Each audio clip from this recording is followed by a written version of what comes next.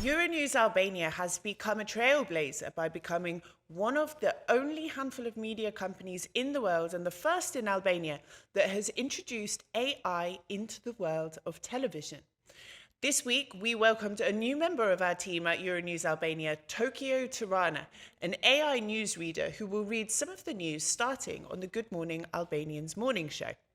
Tokyo Tirana has no need for hair and makeup, a teleprompter, or a full technical team.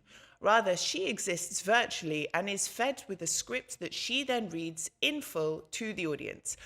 But I have quite a lot of questions about this, and to help me answer them and hopefully explain it to you as well, I invited my colleague Jaron Tachi into my very real studio. Hello. Welcome to Inside Albania. Thank you.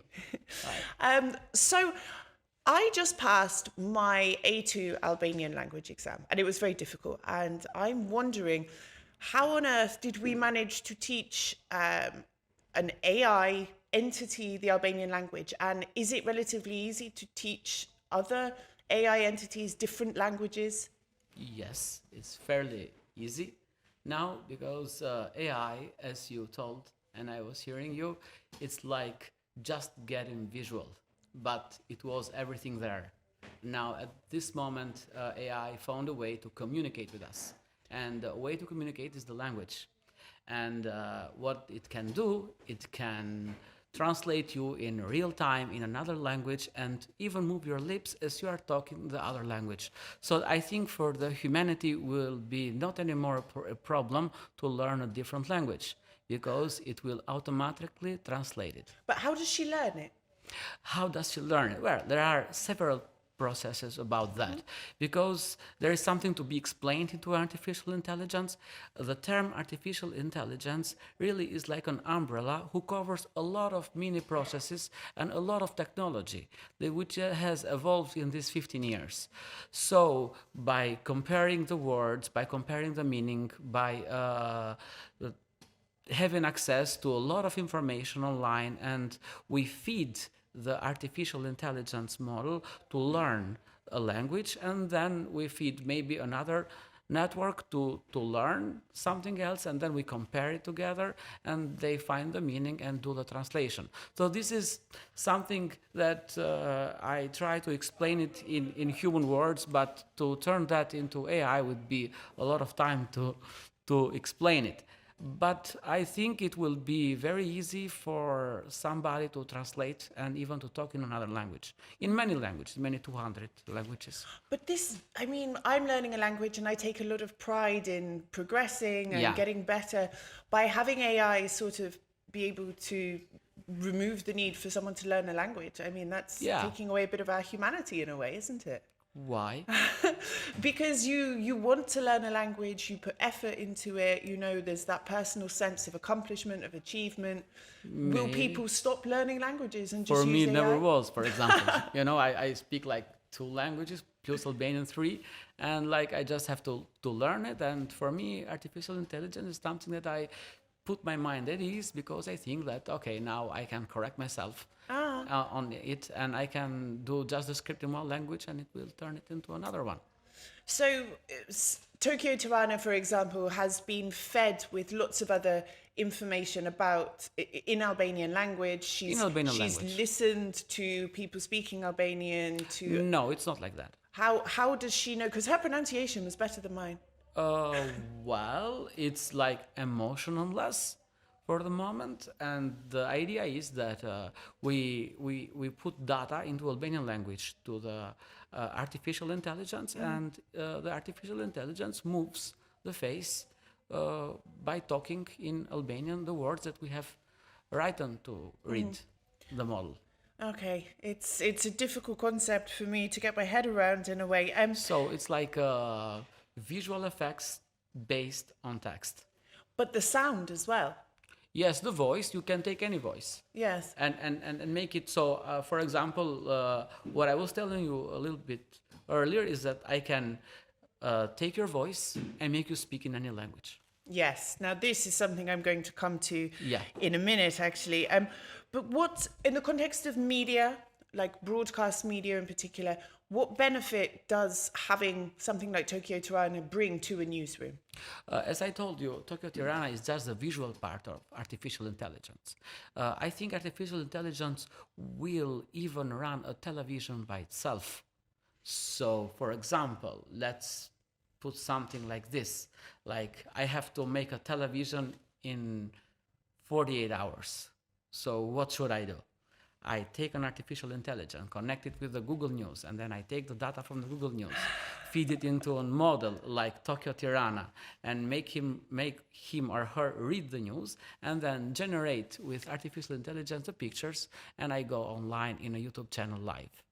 And that can be done, I imagine, in a matter of seconds. So this Yeah. competition for who breaks the story first, who's telling the... This is another thing, because artificial intelligence can summarize the stories, can find what is inconsistent in a political speech, can find even the mind bullets, or maybe I should ask artificial intelligence, tell me what is interesting in what somebody is saying for the audience. And my audience type is this kind of person with this demography, this psychographics, and it will go exactly to find out what they like and what should I take out from the speech. As a journalist, like, this is terrifying. Are we potentially at risk of losing our jobs? I don't think Not so. right now. I mean, but what you're saying, is this AI can do in a matter of seconds something that an entire team of people need hours, days. Yes, it to will do. facilitate their job. It's like we cannot say that we should not have more mathematicians because we invented the calculator. So some stuff that are being done by AI will be done by it and not by you as a journalist. You just will have an easier job to do. So I don't have to worry about Tokyo coming into my Absolutely studio not. anytime soon. No. What about in social media and other forms of media, music, for example? I've read about AI being used to generate music that sounds like existing singers, and the same in films as well. AI can be used to create a film, let's say Brad Pitt, and it looks like Brad Pitt, talks like Brad Pitt, acts like Brad Pitt, Of course. but is not Brad Pitt. Yeah. This has big implications. So we have the voice part and the video part, and actually there are companies in Hollywood that we got a strike in Hollywood sometime before about exactly for this issue, because I can photograph you in 300 degrees, and I tell to artificial intelligence that this is the model. Now make this model do this and that, and replace the background and make it talk, make it say it like this. In a movie I was checking out artificial intelligence, they even change what the actor says after the shooting and make it talk into another language. So for example, if the movie was shot in English and then should be run in the Spanish language, they even move the lips like she was talking in Spanish. And even the facial expression. This is great from a creative point of view. I mean, the possibilities appear to be endless, but there are concerns as well. I was following a story recently about the Slovak elections, which took place last Saturday. Yeah. And there were videos posted on YouTube and Facebook that had used AI to create videos of a politician from the Progressive Slovakia party saying things that he didn't say that would make him unpopular with voters. I believe one of them was something to do with raising the cost of the price of beer, which would hurt Czech people quite a lot, Slovak people quite a lot. So this was a big issue, especially in the context of elections. If you have AI pushing disinformation, which is something we're already struggling with in the media, and now we have this tool that can make people look like they're saying things, doing things that they're not doing. How do we combat this? I don't think we should combat that. I think it's something that AIs or artificial intelligence didn't bring it on. This was already. But it's making it worse, more dangerous. Yes, this should make people more skeptical about what they hear and what they believe and what they see, and to pay attention on what they actions are and what other people's actions are. So I mean, artificial intelligence won't replace a human being at the moment which is talking. So after talking, then okay, it's something that the media already does. So I mean, I'm saying something, and already in the editing room they can fix like I'm saying something else. So AI is just making it easier. Let me This is make the a idea. hypothetical scenario. Yeah. Using the technology that is available at the moment, you could make a video of me.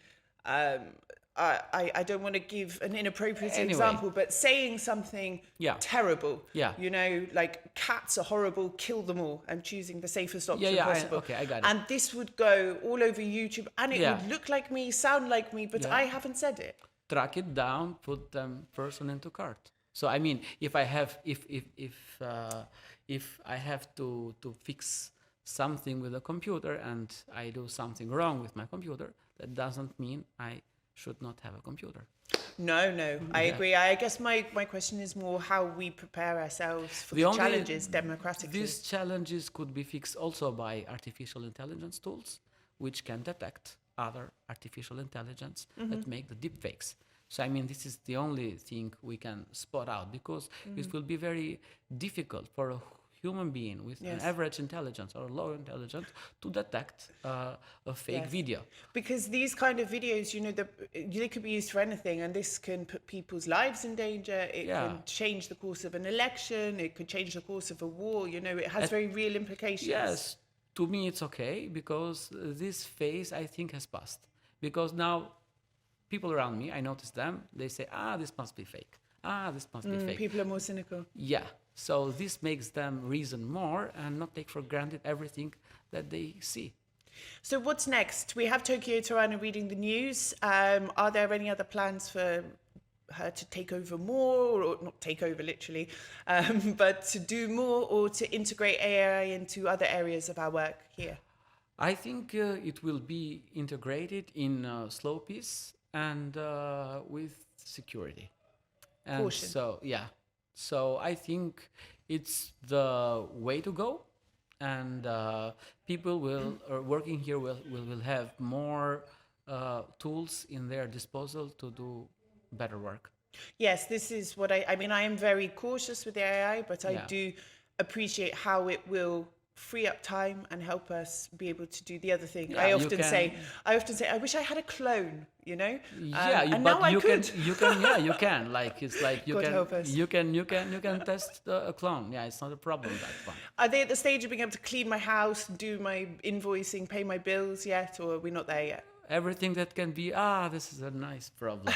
So I mean, I call it the coffee favor problem. So I mean, if I ask a friend of mine to bring me a coffee, and that person will bring me coffee, it will be different if I ask artificial intelligence to bring the coffee, because artificial intelligence and my friend can go into a shop where the coffee may cost about $20, which is a lot. And my friend will say, "Are you sure about that?" But artificial intelligence will bring you coffee. Just do it, no questions asked. Yeah. So we got to be very specific about it. Jeroen, thank you very much for your explanations and your time. And yes, I look forward to having you in the studio again. Thank you.